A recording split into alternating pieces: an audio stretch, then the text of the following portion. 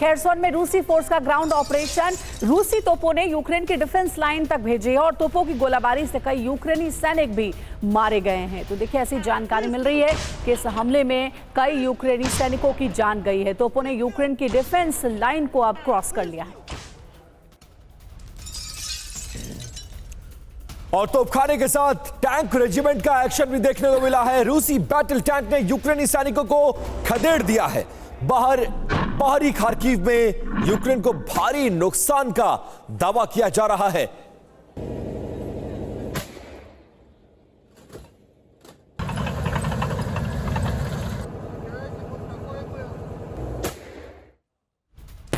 और breaking news है, रूसी सैनिकों के छापामार हमले में यूक्रेन के सैन्य काफिले पर हमला हुआ है। ATGM अटैक से यूक्रेन के सैन्य वाहन ध्वस्त हो चुके हैं।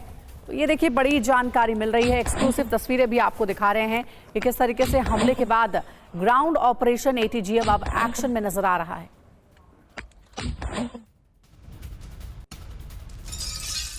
और यूक्रेन को एक बार फिर से सता रही है सर्दियों की चिंता। सर्दियों में यूक्रेन को ऊर्जा संकट का डर सता रहा है। एनर्जी इंफ्रास्ट्रक्चर पर लगातार रूस के हमले जारी हैं और रूस लगातार बना रहा है इंफ्रास्ट्रक्चर्स को निशाना।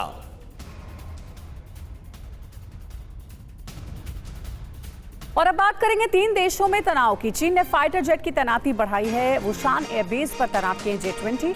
अमेरिका के F-22 की तैनाती का ये जवाब बताया जा रहा है।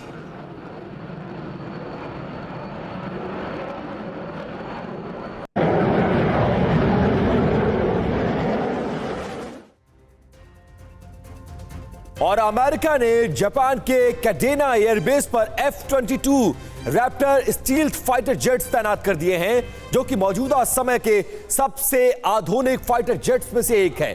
तो वहीं जवाब में चीन ने फुजियान में वुशान एयरबेस पर स्टील्थ फाइटर जेट्स J-20 की तैनाती को बढ़ा दिया है। आपके लिए यह भी जानना जरूरी है कि कुछ दिन पहले अमेरिका ने द कोरिया के कुनसन एयरबेस पर भी F-22 की तैनाती कर दी थी। उत्तर कोरिया से तनाव के बीच यह बड़ा कदम बताया गया था। मकसद था हवाई शक्ति का प्रदर्शन करना, युद्ध हालात में फौरन एक्शन कर सके, दुश्मनों में डर पैदा करना और हिंद प्रशांत क्षेत्र में दबदबा स्थापित करना है। और अब ऐसा एजेंडा जो गाजा जंग का रुख भी मोड़ है और कहा जा रहा है कि गाजे पर जो हमले हो रहे हैं उसे और भी तेज किया जा रहा है। नेतन्याहू को वॉर कैबिनेट से डेडलाइन मिली है। गाजा जंग खत्म करने का अल्टीमेटम दिया गया। वॉर कैबिनेट सदस्य ने दी है डेडलाइन। तो गाजा जंग को खत्म करने का अल्टीमेटम दिया गया है।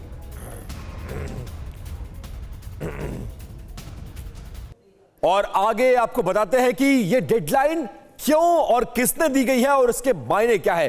दरअसल देखिए, इजरायली वॉर कैबिनेट सदस्य ने यह नई डेडलाइन दी है और डेडलाइन से पहले सर्वनाश तय माना जा रहा है।